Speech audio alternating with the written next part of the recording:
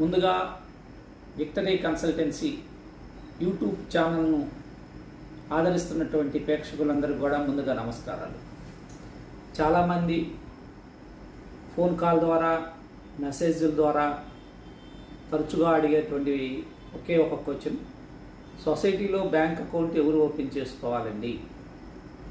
అలాగనే సొసైటీలో ఒకే కుటుంబ సభ్యులు ఉండవచ్చా అనేటువంటి ప్రశ్నని చాలామంది వ్యక్తపరచడం జరుగుతుంది.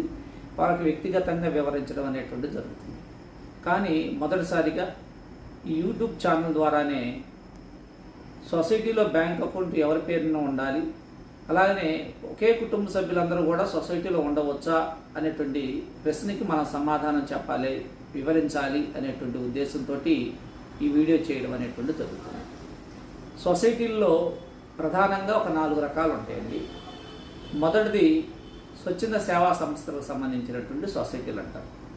చర్చి, గుడి, మసీదు, కుల సంఘాలు, వృత్తులకు సంబంధించినటువంటి వెల్ఫేర్ అసోసియేషన్స్, అలాగనే స్కూల్స్, కాలేజెస్, ఎడ్యుకేషన్ ఇన్స్టిట్యూషన్స్ అంటారు, అపార్ట్మెంట్స్, అలానే గ్రామ కమిటీలు, కాలనీలు, ఇవన్నీ కూడా సొసైటీల కింద వస్తాయి. ఇవన్నీ వెల్ఫేర్కి సంబంధించినవి. తర్వాత కోఆపరేటివ్ సొసైటీస్ అని కొన్ని ఉంటాయి.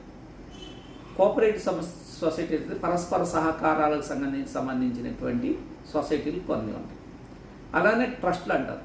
1 or 2 లేదా 3, 4 ఏర్పాటు చేసేటువంటివి. అలాగనే సెక్షన్ 8 కంపెనీలు అంటారు.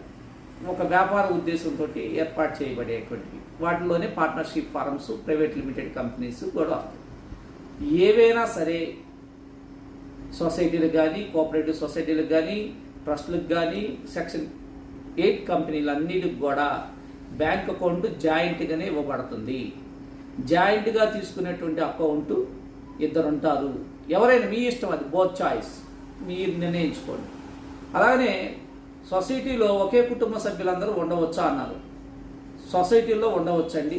కోఆపరేటివ్ సొసైటీలో సాధ్యం కాదు, ఉండకూడదు. ఒకే ఇంటి పేరు వాళ్ళు ఉండకూడదు. నమస్కారాలు.